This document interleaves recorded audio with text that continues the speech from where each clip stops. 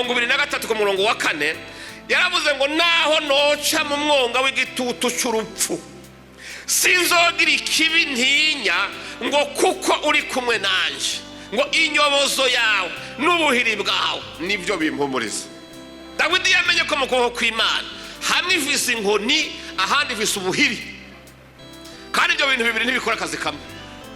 Inkoni niyo kuturagira, kutuyobora, ariko ubuhiri nabwo nubwo kuturinda amabingira.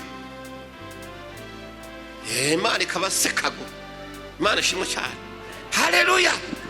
Ariko nawe nyene wiyumvire, iyo atamuhoraho kiriya gihe ibyago byari gusugereje, ubuzima bwawe buri gomba kuba ku maherezo, wewe ubona watabawe nani iyo ataba Imana?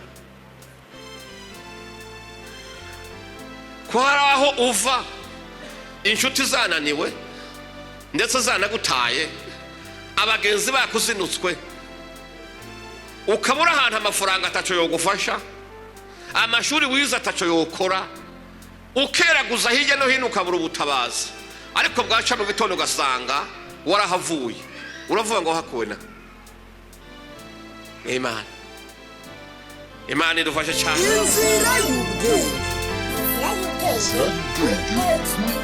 Thanks for watching.